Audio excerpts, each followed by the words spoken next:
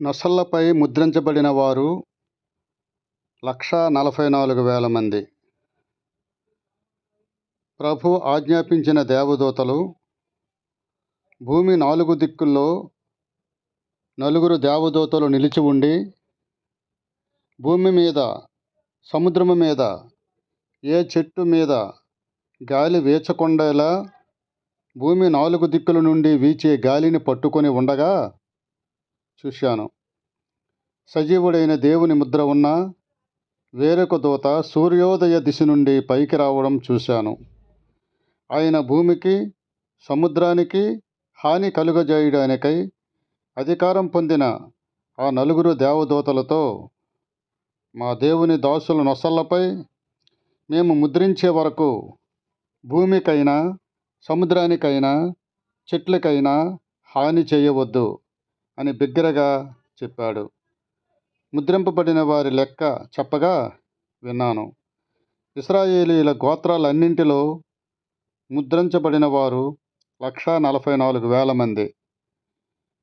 యూదా గోత్రములో ముద్రింపబడిన వారు 12,000 మంది. రూబేను గోత్రములో 12,000 మంది. గాదు గోత్రములో 12,000 మంది. ఆషేరు గోత్రములో 12,000 మంది. నప్తాలి గోత్రములో 12,000 మంది. మనష్షే గోత్రములో 12,000 మంది. సిమియోను గోత్రములో 12,000 మంది. లేవి గోత్రములో 12,000 మంది. ఇస్సాకారు గోత్రములో 12,000 మంది. జెబూలూను గోత్రములో 12,000 మంది. యోసేపు గోత్రములో 12,000 మంది. బెన్యామీను గోత్రములో 12,000 మంది. ఈ విధముగా గోత్రానికి, ఒక్కొక్క గోత్రానికి 12,000 మంది చొప్పున మొత్తము 12 గోత్రాలలో ముద్రింపబడినటువంటి ఇశ్రాయేలీయులు 1,44,000 మంది. ఆ తరువాత నేను చూస్తుండగా, ఇదిగో, ప్రతి జనములో నుండి, ప్రతి వంశములో నుండి, ప్రజల నుండి, ఆయా భాషలు మాట్లాడే వారిలో నుండి వచ్చిన ఎవరో లెక్కింపజాలని ఒక గొప్ప సమూహము కనిపించింది. వారు తెల్లని వస్త్రాలు ధరించుకున్న వారై, ఖర్జూరపు మట్టలు చేత పట్టుకుని సింహాసనం ఎదుట, గొర్రెపిల్ల ఎదుట నిలబడి, సింహాసనాసీనుడైన మా దేవునికి, గొర్రెపిల్లకు మా రక్షణకై స్తోత్రమని మహాశబ్దముతో ఎలుగెత్తి చెప్పారు.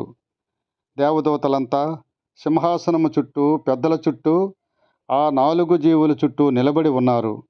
వారు సింహాసనం ఎదుట సాష్టాంగపడి, ఆమేన్, యుగయుగాల వరకు మా దేవునికి స్తోత్రం, మహిమ, జ్ఞానం, కృతజ్ఞతాస్తుతి, ఘనత, శక్తి, బలం కలుగునగాక అని చెబుతూ దేవునికి నమస్కారం చేశారు. ఆమేన్. పెద్దల్లో ఒకడు తెల్లని వస్త్రాలు ధరించుకున్న వీరెవరు, ఎక్కడి నుండి వచ్చారు అని నన్ను అడిగాడు. అందుకు నేను, అయ్యో, నీకే తెలుసు అన్నాను. అతడు నాతో ఇలా అన్నాడు, వీరు మహాశ్రమల నుండి వచ్చినవారు. గొర్రెపిల్ల రక్తములో తమ వస్త్రాలని ఉతుక్కొని వాటిని తెలుపు చేసుకున్నారు. అందువల్ల వారు దేవుని సింహాసనం ఎదుట ఉండి రాత్రి పగళ్ళు ఆయన ఆలయములో ఆయన్ని ప్రేమిస్తున్నారు. సింహాసనాసీనుడైన వాడు తానే తన గుడారం వారి మీద కప్పుతాడు. వారికి ఇక మీదట ఆకలి అయినా, దాహం అయినా ఉండదు. సూర్యుని ఎండ అయినా, ఏ వడగాలి అయినా వారికి తగలదు. ఎందుకంటే సింహాసనం మధ్యలో ఉండే గొర్రెపిల్ల వారికి కాపరి అయి జీవజలాల బుగ్గల దగ్గరికి వారిని నడిపిస్తాడు. దేవుడే వారి కన్నుల నుండి ప్రతి బాష్ప బిందువును తుడిచివేస్తాడు అని చెప్పుట యోహాను గ్రహించి ఈ విషయములన్నీ కూడాను మనకి తెలియచేస్తూ ఉన్నాడు. కనుక ఆనాడు ఇశ్రాయేలు ప్రజలు 12 గోత్రాలలో 1,44,000 మంది ముద్రించినప్పుడు, ఆ ముద్రించిన 1,40,000 మందిలో మనము కూడా ఉండాలని ఆశిద్దాం.